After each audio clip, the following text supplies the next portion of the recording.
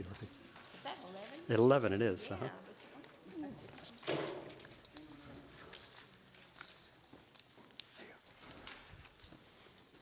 Anyone else for today's lesson, lesson number 11? Maynard was handing out lesson 12 for next week in... si alguien necesita en español, Maynard tiene lección 11 en español. Okay. Again, all of these lessons we will have in the entryway on that shelf under the bulletin board. You can also get them off of our website. They're available there as well. So thank you very much for being here. Joseph and Bessie Cashmere are visiting with us back again after many years. Some of you who've been around a while will recognize them.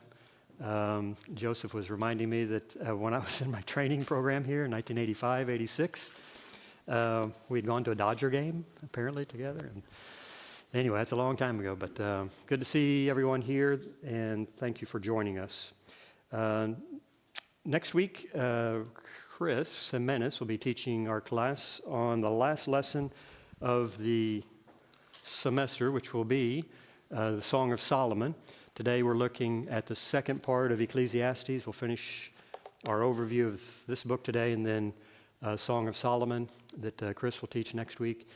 And the week following that, the first Sunday of October, begins not only a new semester, but also third and final year of our 3 years through the Bible. So we will have finished the Old Testament with Song of Solomon, and then we begin to look at the life of Christ for 2 semesters, about 6 months, and then the New Testament epistles to finish out our 3rd year. So again, thank you for being with us today, and I'm going to lead us in prayer, and then we will begin to look at our lesson this morning. So if you will join me, please, let's all pray together. Our kind Father in heaven, we thank you for the privilege of being able to address thee as our Father, because you in thy great love have adopted us into thy family by the blood of Jesus Christ. And we're thankful for another first day of the week, the opportunity to remember the blood that was shed for us, that tremendous sacrifice and love.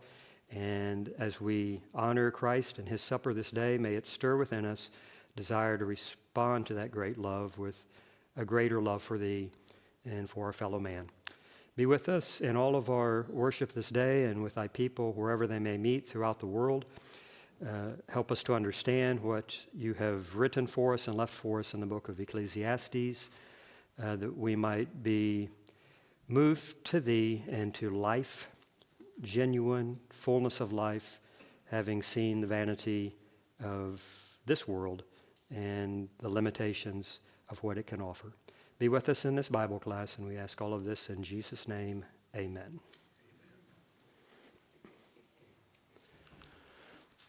So before we actually look at Ecclesiastes, it might be a good idea, since we're getting towards the end of the study of the wisdom literature, and again, we've only been able to survey these books of Psalms, Proverbs, Ecclesiastes, and so forth. It might be a good idea to look at all of those books of wisdom literature and then add one more poetic book, which is Lamentations. Technically, it wouldn't be a part of the wisdom literature, but it is poetry, poetic in form. So of the 6 books, 3 of them didactic, 3 devotional. By didactic, we mean teaching. And by devotional, we mean the idea of worshiping God or thinking or reflecting on God. So the 3 didactic books would be Proverbs, Ecclesiastes, and Job. And the key thought of Proverbs, of course, will be wisdom.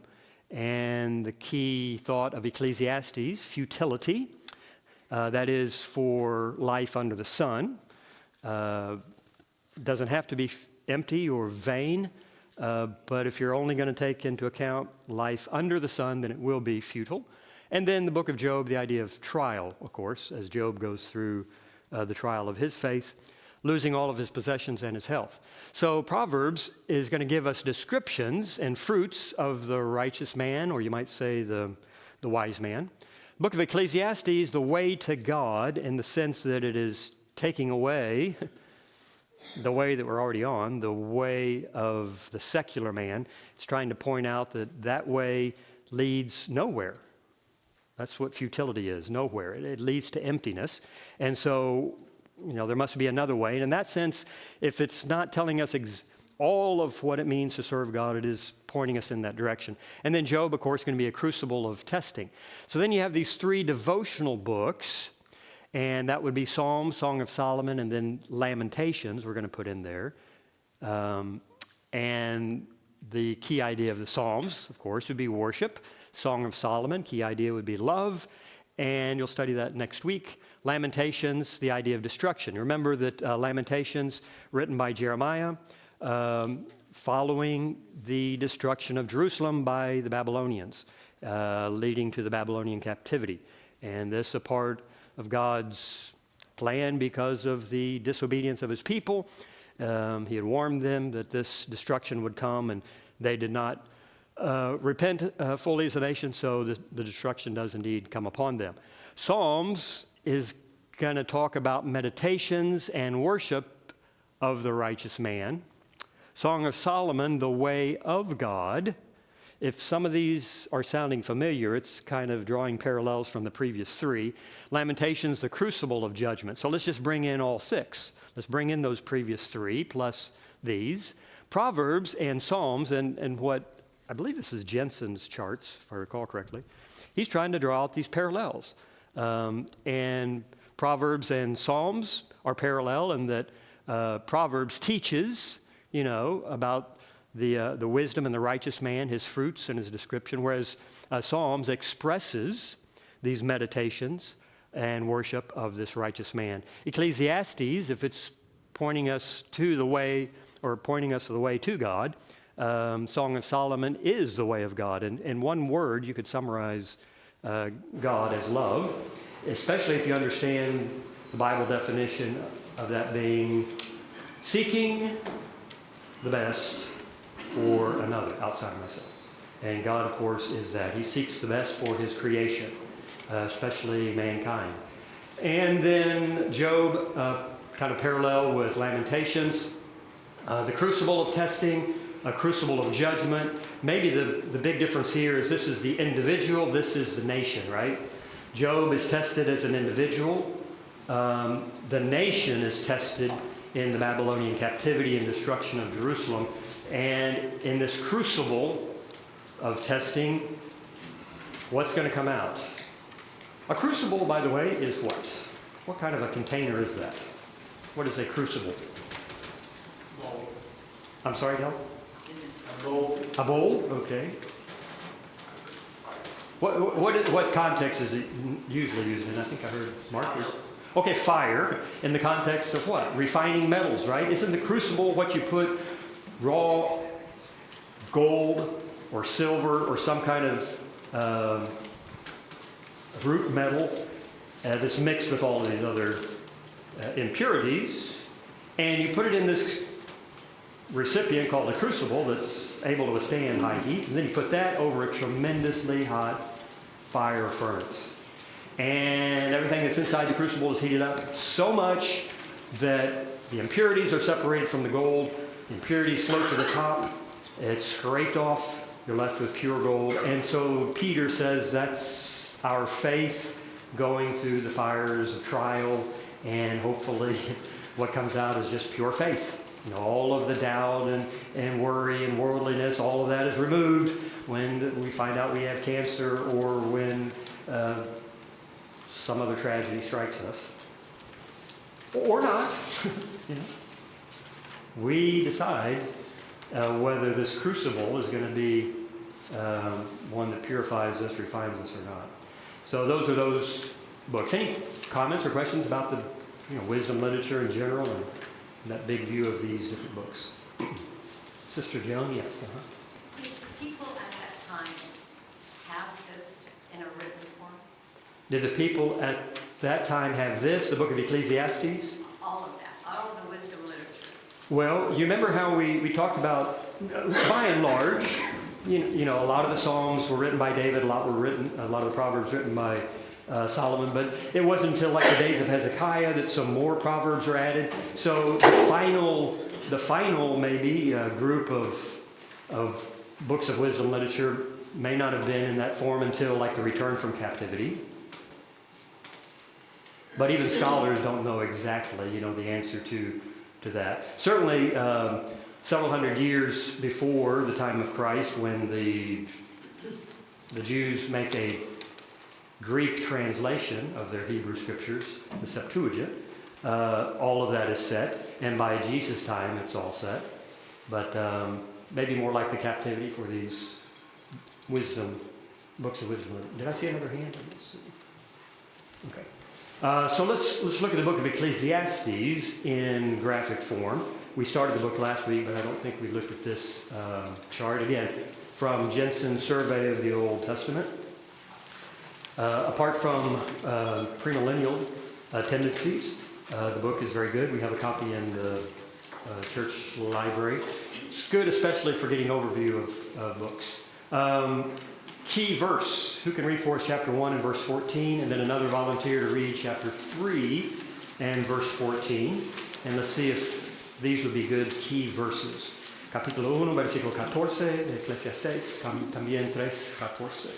So, Sister Ethel, you want to read, chapter 1, verse 14 for us?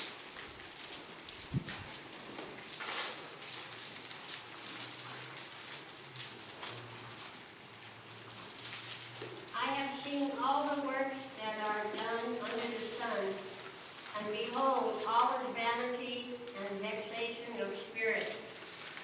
First of all, that's a pretty comprehensive statement. I've seen all the works done under the sun. But keep in mind, this is a king over Jerusalem, and in chapter 2, he gives us specific examples of all the kinds of things he tested and tried, and it's a very broad range there. And so there's no reason not to believe him. He tests everything that you might be able to test, probably more than what most of us would be able to test and try in order to find fulfillment. And what did he find? Striving after wind. So what is that? Nothing. Nothing? Okay. Worthless. Does anybody ever grab the wind? You try to get it. Do you ever get there and succeed? No, that's the idea. And vexation of spirit, it just frustrates us. Trying to find real satisfaction or fulfillment in just earthly things or pursuits. And so that's a pretty good description of what he's trying to say here. And then chapter 3 and verse 14 adds another element along the same lines. 3:14. Who has that for us? Sister Ruth, thank you very much. I know that whatever God does, it shall be forever. Nothing can be added to it, and nothing taken from it. God does it, but men should fear beforehand. Okay, so the idea of a creator who's working and we're not able to change this big plan of his. If we could maybe just find complete satisfaction here in earthly things and pursuits, we could ignore him. But he's already pulled that rug out from under us. We can't find satisfaction here. So, God. And we're not going to be able to figure out things on our own. He's obviously trying to push us in the direction of a complete trust in God. Labor and vanity, the evil, and especially the expression under the sun are going to be key words, because anytime you're reading in this book and it sounds rather pessimistic, it's because the author is trying to meet the secular man where he is at. The author's not expressing just his own optimistic faith. And sometimes we get a little, maybe frustrated that why is he being so negative here? He's trying to point out the reality of things to a man or woman who doesn't want to take into account what can't be seen or touched. God, Satan, heaven, hell, spirits, the afterlife, or whatever. You want to ignore all of that? Here's what you're left with. And so that's why he is very negative, because the secular man needs to see how negative is his position. And only then maybe can he be pushed in the direction of God. Comments or questions that you might have to this point?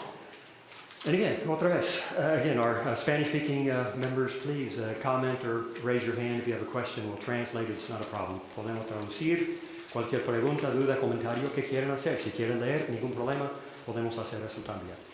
All right, so here, the two,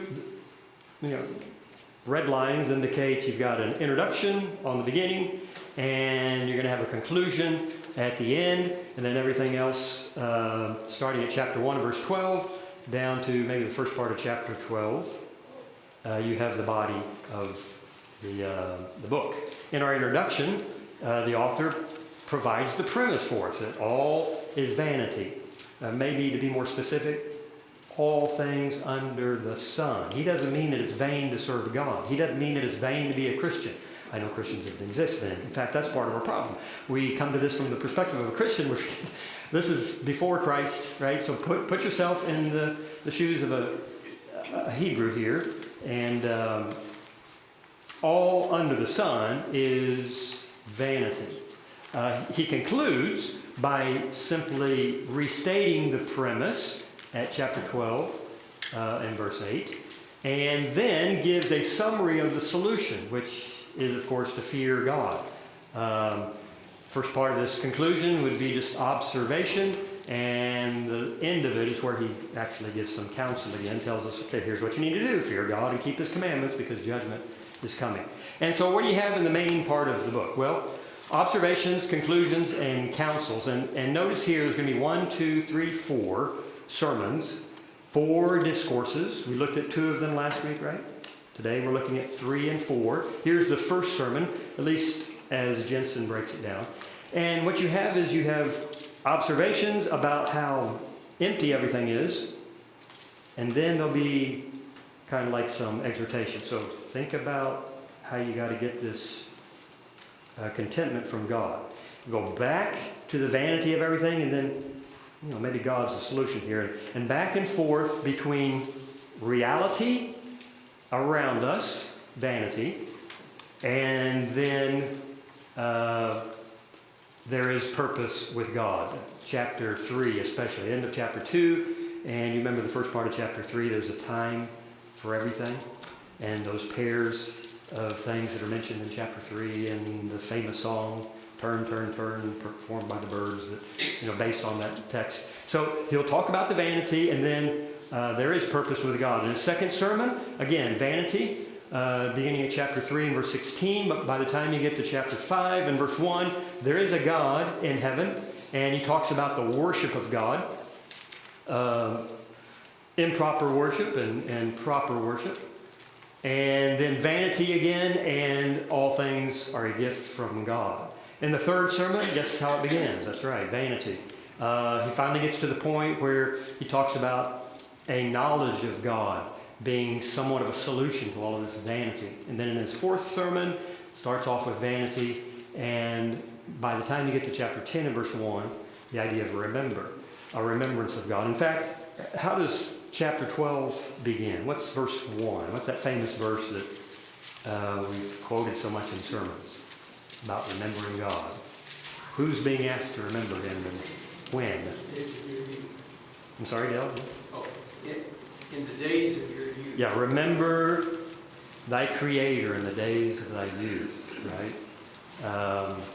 And we'll talk about that today. So anyway, actually, in proverb form, you kind of have some proverbs here. That is the form of it, beginning at chapter 10, verse 1. Questions or comments? Comentarios que alguien tenga. Anybody have a question or comment?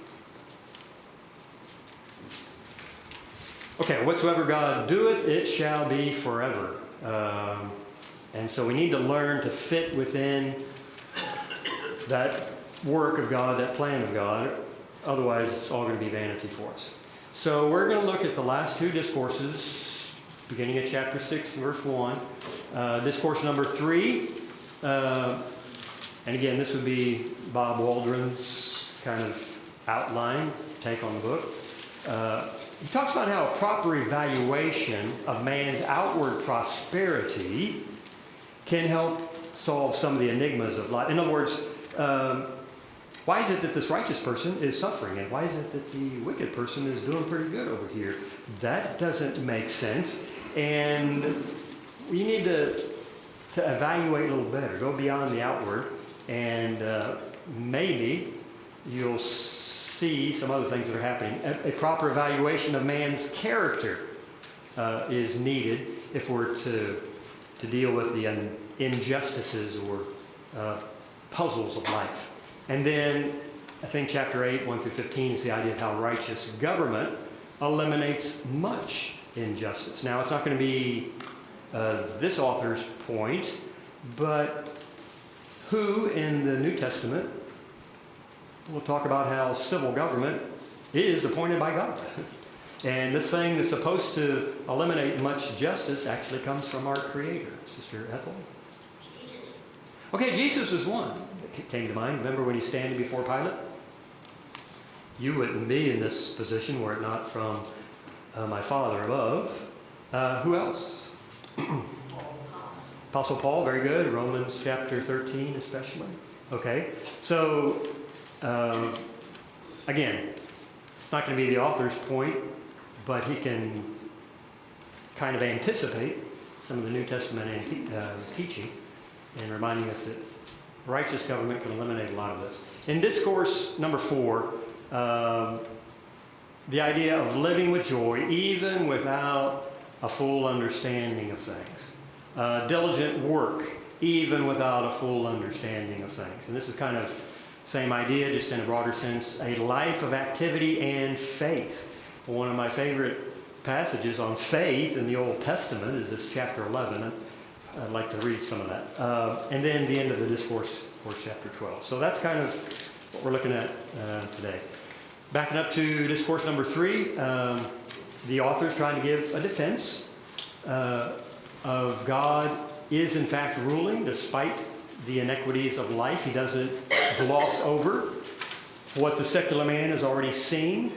Look here at chapter 6, beginning at verse 1 with me. There is an evil which I have seen under the sun, and it is prevalent among men. A man to whom God has given riches and wealth and honor so that his soul lacks nothing of all that he desires. You would think that this guy would be happy. Yet God has not empowered him to eat from them, for a foreigner enjoys them. This is vanity and a severe affliction. If a man fathers 100 children and lives many years, however many they may be, but his soul is not satisfied with good things, and he does not even have a proper burial, then I say, better the miscarriage than he. For it comes in futility and goes into obscurity, and its name is covered in obscurity. It never sees the sun and never knows anything. It is better off than he. Even if the other man lives 1,000 years twice and does not enjoy good things, do not all go to one place? And so he's getting at the secular man who might have a lot. And this secular man rarely is going to be honest and say, I've got a bunch of stuff, but I'm not fulfilled. I'm not enjoying this. He's always going to put on an outward appearance of, being happy. But the author of Ecclesiastes knows that deep inside, this is really not fulfilling me. And furthermore, even if he was somewhat fulfilled, he goes to where? To death. And the secular man knows nothing beyond that. There's some big, great black abyss. And the writer of Ecclesiastes reminds him of all that. Verse 7, all a man's labor is for his mouth, and yet the appetite is not satisfied. And then he'll even say things like, for what advantage does the wise man have over the fool? And again, from the perspective of the secular man. And again, this will be a wisdom that's earthly wisdom, not necessarily the wisdom from above that James talks about, the wisdom of Proverbs and the other books. It's the secular wise man. What advantage do you really have over the fool? What advantage does the poor man have knowing how to walk before the living? What the eye see is better than what the soul desires. And that expression, what the eye sees, it means the ability to see something beautiful in a thing that most of us are just taking for granted, to really enjoy it, whether it be a sunset, You see the moon not too many days ago was coming up back in the east? Man, that thing is huge. It felt like you could just like almost touch the thing. But those things slip by us. We don't enjoy. We're just desiring something. We're looking for some other, thing to titillate us. And better to be able to enjoy something than to have this desire gnawing at us on the inside that's never satisfied. But this too is futility and striving after wind. The point is, he's trying to get at some things that the secular man feels on the inside, so that he can point him in another direction. Sister Ethel? Music. I'm sorry? Music Music, okay. has the ability to make people happier. It does have that ability. And yet, you remember back in chapter 2, the author of this book tried music. Where was that at? About verse 2 or 3. Let's see. A little farther down. Actually, I do think it's a little farther down. Verse 8, male and Verse 8? female singers. Yeah, okay, there we go. Yeah, I think that's what I had in mind. Thank you. Verse 8, male and female singers. The point is, music and those kind of things it's within us to be able to enjoy them, but not apart from God. And they will be limited in the satisfaction that they can provide us apart from God. So he tested those things back in chapter 2, under the sun, apart from God, and found that they were empty, ultimately. Curiously enough, the very same things that are empty in a secular world, when we take God into account and recognize that this music and the capacity to be able to even appreciate music is God-given, and that moon out there was created by God, then all of a sudden it changes things. We can enjoy those things even while we look for eternal things later on. Anyway, he's giving a defense that God is ruling despite the inequities of life. I'm just trying to point out that he's not trying to gloss over the reality of things. And then he moves on to talk about a proper evaluation of man's outward prosperity helps explain supposed injustices of divine providence. In other words, here's the shocker, prosperity is not necessarily good. It's often a burden. And we read some of that here in the first part of chapter 6. Exercise number 1 on your lesson sheet there. Often prosperity is a burden. What did you fill in those blanks with from chapter 6 and verse 1? Penny, thank you. It's evil under the sun is what Okay, there is an evil which I have seen under the sun, and it is prevalent among men. What did we say that the word evil can mean in the book of Ecclesiastes? Apart from the limited sense that we would probably think of something that's morally wrong, evil is also used in this book in what other ways? Penny? I have a verse that says, "The man was given by God riches, wealth, and honor, but was not allowed to eat of it as a foreigner consumes it. And this is vanity and an evil affliction." Right, and so that's the idea of here's a guy with prosperity, outwardly, but he's not enjoying that. Somebody else enjoys it. We'll see in other places he doesn't have maybe a son to leave it to. He does have a son to leave it to, but he doesn't know if that son's going to be wise or foolish and waste everything. And so evil in the sense of something that's worthless, vain, causing frustration. It could be pain. Looking back at lesson number 10, page 2, key terms used in the book, and the term evil there has a wide range of meaning, from moral wickedness to adversity, pain, trouble, misery or misfortune, all of it. So don't limit it just to the idea of, I saw an evil, I saw something that, disobedience to God. It's not so much that. It's something that's bad, something that's disagreeable for this secular man because he wants to push him in another direction. And then the second part of that, according to the following verse, to what evil, and again, another version translates misfortune or tragedy, does the author refer? Well, this one, that a man is given by God riches, wealth, honor, but not empowered by God to eat or enjoy them. So here's the question. In the context of Ecclesiastes, why would God not give this person the ability to enjoy it? Is God a respecter of persons? Is God showing partiality here? Think back to a place earlier in this book, maybe the end of chapter 2, where we learn why God might or might not give this ability to enjoy things to a person. Specifically, chapter 2, verse 26.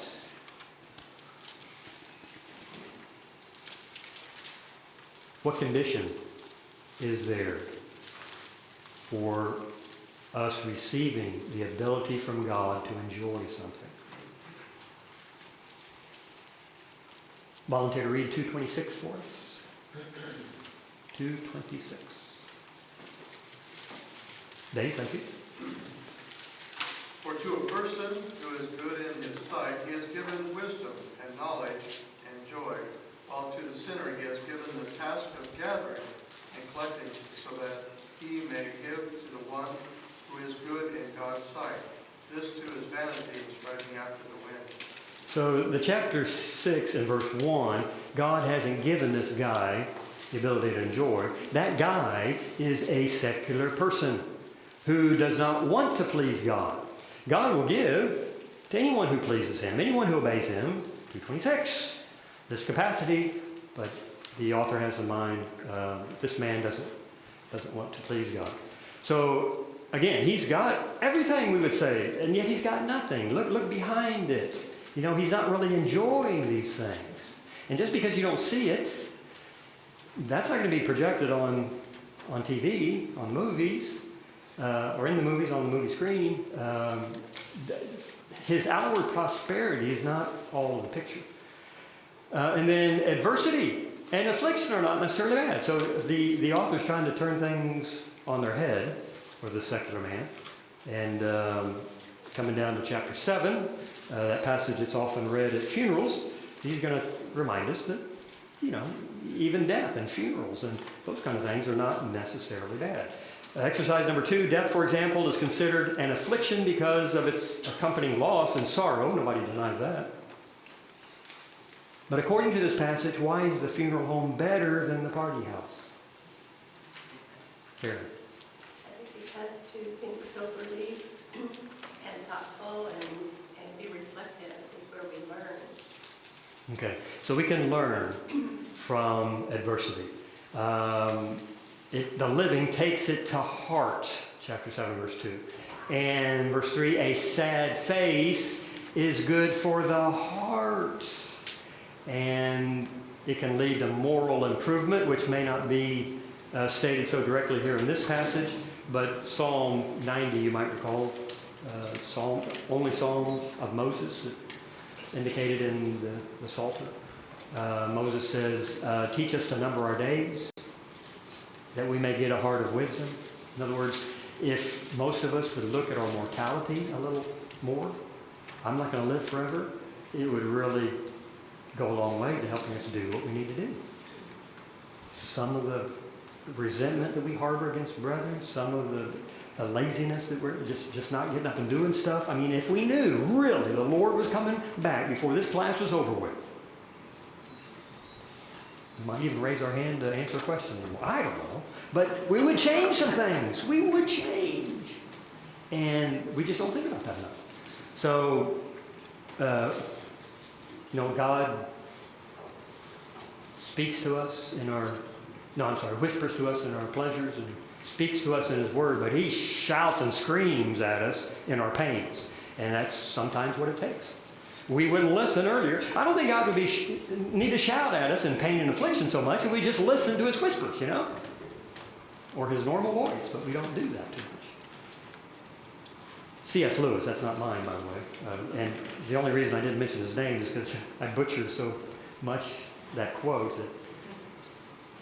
Exercise number 3, then. Who can fill in the blanks for us there? And I don't really know that the Lord's coming back for the end of the class. But Sister Catalina, un comentario, quería leernos el... Concluye que la aflicción es una obra de Dios, un buen propósito. En el día del bien, cosas del bien,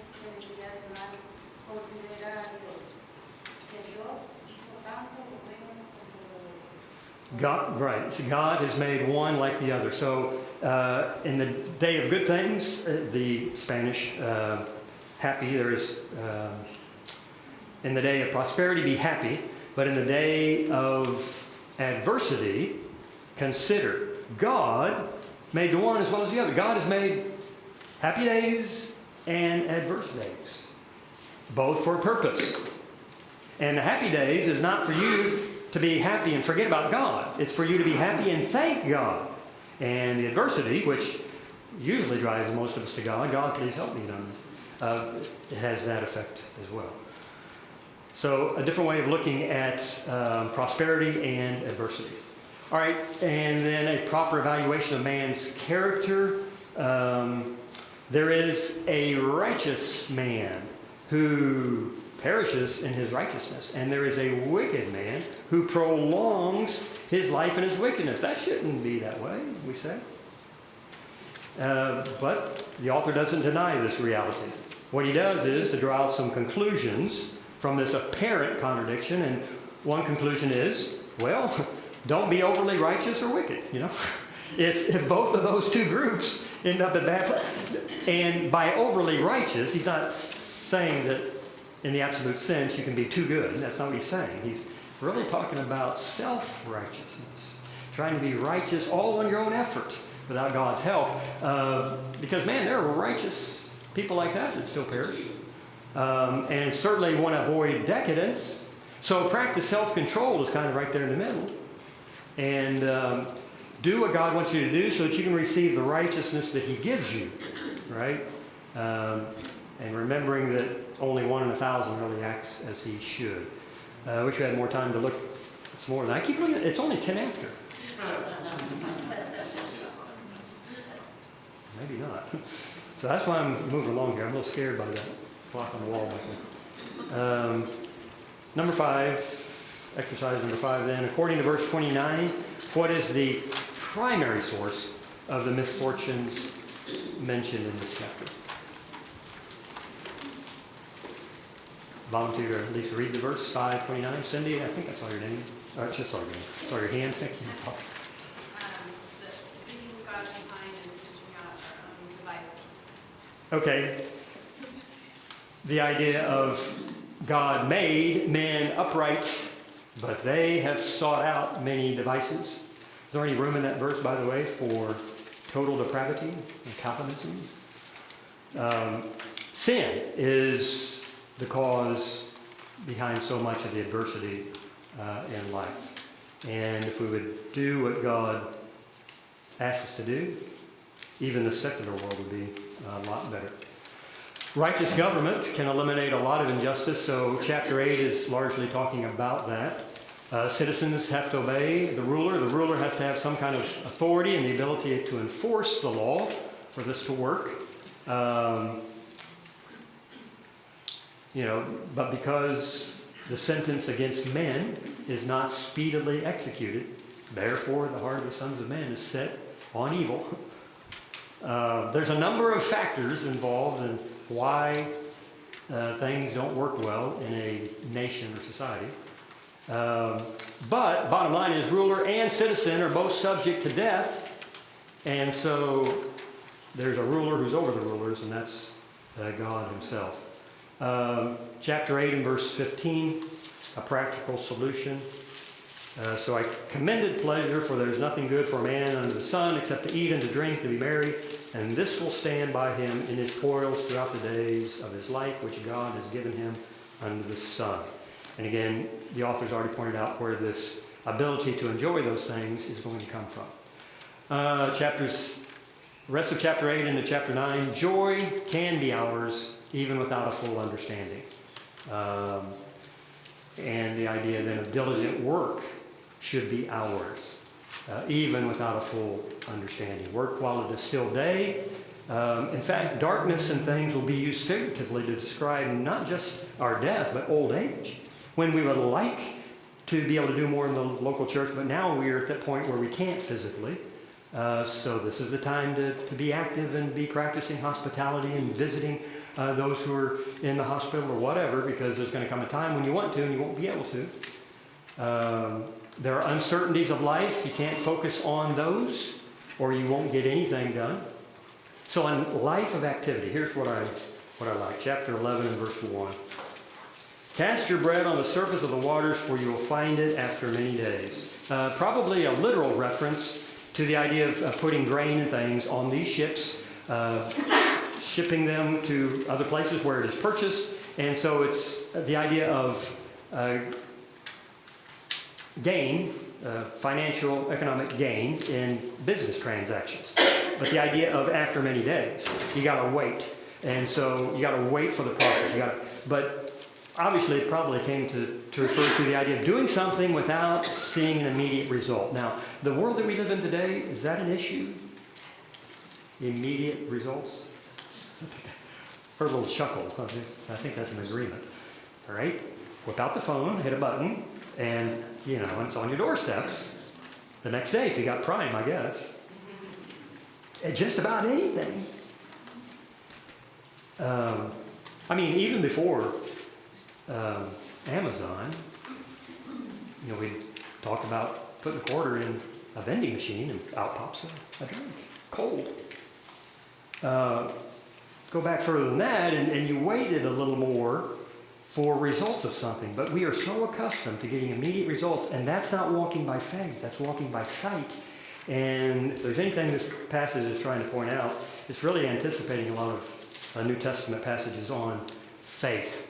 I wish I had more time to look at some of that, but if you look only at the clouds and the possibility of rain, then obviously you're not going to get out there and try to work the field, verse 3. You've got to do some things even when circumstances around you are saying, this person's not going to obey the gospel, and this is not going to be fruitful over here. This is not going to achieve anything. I don't know why we're even having these classes for the women. I don't think anybody's going to, and you do things by faith. He who watches the wind will not sow. So if you're going to focus on all the reasons not to do something, guess what? You probably won't do it.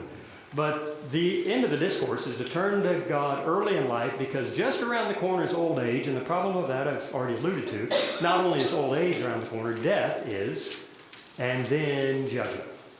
And so all of our work's going to be brought into it to judgment.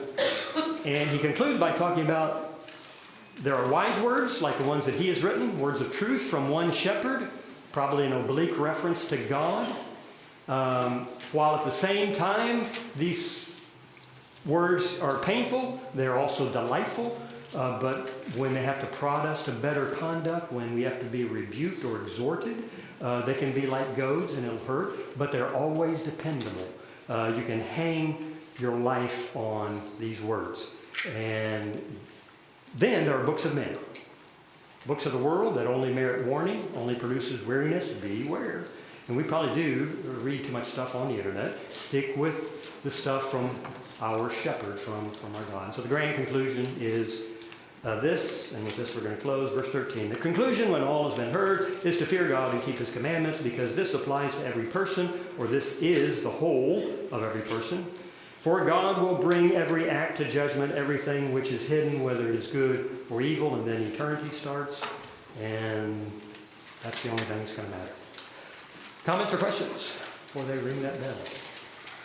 Song of Solomon again next week. Dave? Yes? I was just going to say, in the beginning of what we were discussing in the first chapters, kind of reminds me of what Jesus said in Matthew 5, Beatitudes, blessed are the poor in spirit, for theirs is the kingdom of God.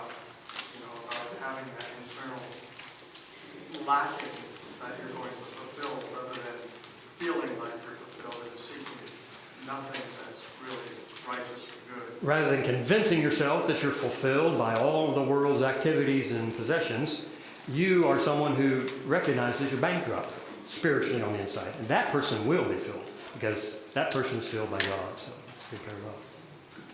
Any other comments or questions? Baldwin? In the beginning of this book, it starts off with Solomon being the preacher for righteousness. And I was thinking, how is he conveying this to his audience? Because you mentioned a lot about the secular man when I was approaching it. And obviously the composition of the audience would be made up of secular people. And how to make that application today? Because how does a secular man actually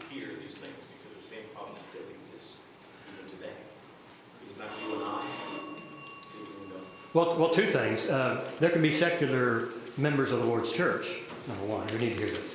And the second thing takes me back to maybe one of my first comments also in this class, and that was, could you use this book to teach a non-convert, have a home Bible study? You know, and I think you could. Because of so many secular friends that we have, why not help them see what they already know, the vanity of this life, so that it can point them to God. Use it both for Christians and non-Christians as well. Time's up. Thank you very much. Enjoyed the class. We're going to take about a 10-minute break before we continue with our worship.